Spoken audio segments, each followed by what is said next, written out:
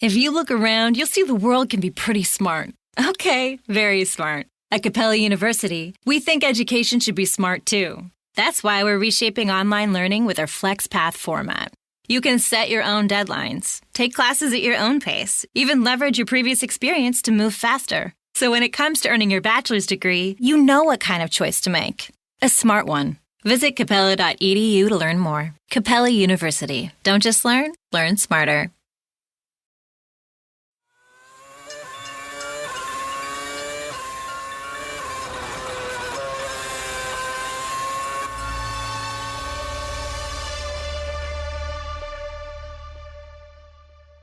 Thank you, Christian Horner.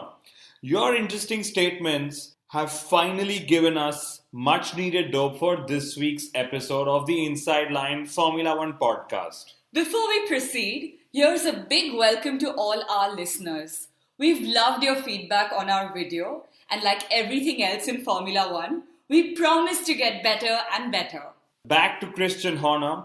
He said that Hamilton was desperate to join Red Bull Racing in 2012. Horner's other interesting comment was that he urged Mercedes to sign up Hamilton to destroy Mclaren. Very interesting team politics of Formula One. But you know, Kunal, I am wondering who urged Mclaren to sign up Honda. But I do wonder, what if Hamilton had actually joined Red Bull Racing back then? I mean, let's speculate this. So in my view, there are two scenarios we could build on. First, Hamilton joining as Vettel's teammate, and second, Hamilton replacing Vettel. If Hamilton joined as Vettel's teammate, we would have a real Vettel versus Hamilton battle. That too in equal machinery. It could have also meant that Mark Webber would have had to retire early. Not bad for a number two.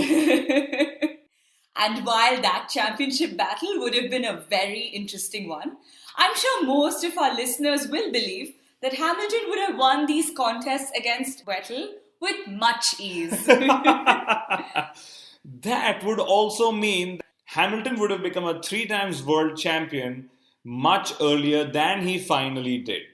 Okay, now let me speculate some more. What if Hamilton's move to Red Bull Racing prompted Vettel to join Mercedes? You know, baby Schumi replacing the Schumi? Well, in that case, Vettel would have still been a quadruple world champion, almost certainly aiming for his 5th in 2016. But the one thing we would have missed, Kunal, is the Hamilton-Lauda bromance. And, given Red Bull's varied investments in sports, lifestyle, and music, maybe and just maybe Hamilton's music career could have taken off much earlier. And maybe then he and Nicole wouldn't have broken up. Ouch. Maybe they'd have launched their first record-breaking duel number together. But Mithila, it's time to get back to reality. Hamilton does seem to be missing Nicole. He's been vocal about it on social media. But that's what we call him, Motormouth Hamilton. Meanwhile, Hamilton sent tongues wagging by ditching his Mercedes to drive a LaFerrari a few days ago. I don't blame him. Hamilton is used to painting the town red with his wild partying ways. Just that this time he's done the same to his car. But shouldn't his Mercedes driver contract restrict Lewis from driving a rival team car on the roads? In that case, I am just glad he isn't racing for Red Bull. His contract would have then restricted him from consuming rival beverages like vodka. Well, Lewis took his wild ways off track to a new high this week.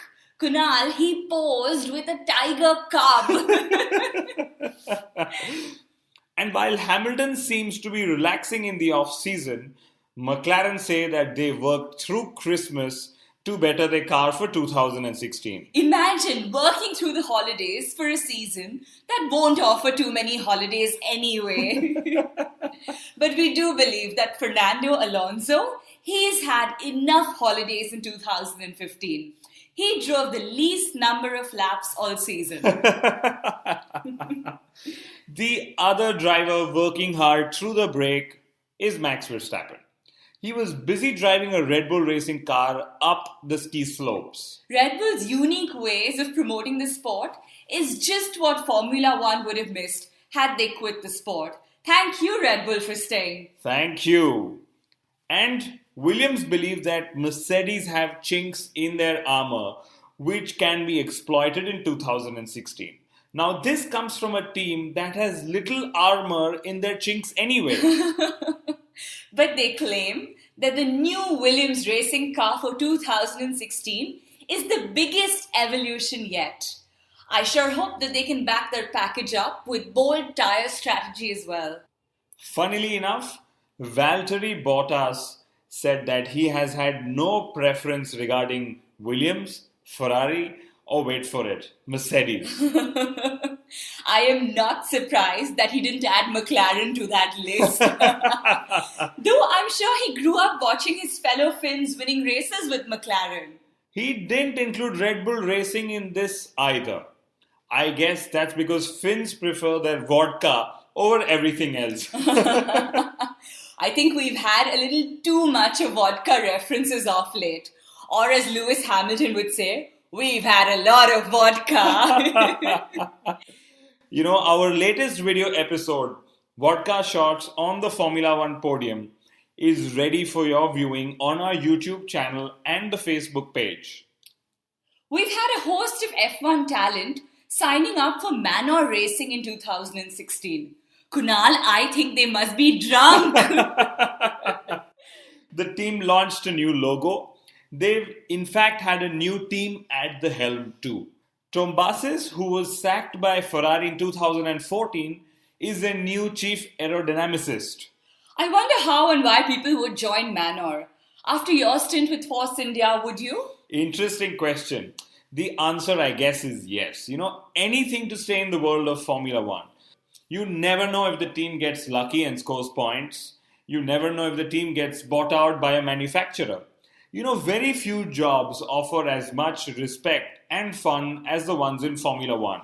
And it isn't just Manor. People are joining McLaren Honda too. I think here too you should be wondering if people are drunk enough to be joining McLaren Honda. Well, even if they are, I doubt it is on Johnny Walker. So McLaren Honda will have a new CEO who has won multiple World Rally Championships for Volkswagen. And Renault is rumored to be hiring ART's boss as well. Is this all even important? Well, yes, a little bit. So Formula One has usually seen the same talent jump multiple teams with very few outsiders being allowed inside. Case in point, Adrian Newey. He won with Williams, McLaren, and then with Red Bull Racing. Eric Boullier too came from Lotus F1 Team, and I am very glad that non-Formula One names are being hired for the top job. You know, it gives me some bit of hope too. Well, on that note, I'm going to start a hopeless happenings of the week section for this episode. Well, firstly, there's news that refuelling might make a return to Formula One in 2017. I wonder if F1 thinks these random suggestions before making them, only to backtrack later. Secondly, engine sounds are going to be louder in 2016. You know, I really hope that happens. Sport, after all, is about the visual and the acoustics it offers to fans. The clink of the golf ball, the screeching of the shoes in basketballs, and the lights. Thirdly, Force India. The news of the reported on-off deal with Aston Martin should be called Aston-off Martin.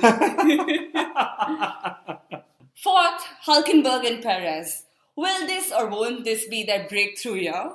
And of course, for Kevin Magnussen, is there any hope in him talking to Renault? Finally, there doesn't seem to be any hope at all for a female driver in Formula One, especially after Ecclestone and Hill's hopeless remarks. You should be just very glad that there is a lot of hope for a female co-host on the Inside Line Formula One podcast. Anyway, I was actually aghast when Toto Wolff made a hopeless comment that his wife Suzie was good enough to race for a midfield team. I really wonder if that's flattering or insulting.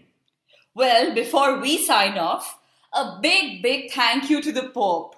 Thank you for offering your prayers to Michael Schumacher's recovery. And here's also congratulating Force India's junior driver Jehan Daruwala on his maiden Formula car win. Living the Formula One dream, he is. Woo!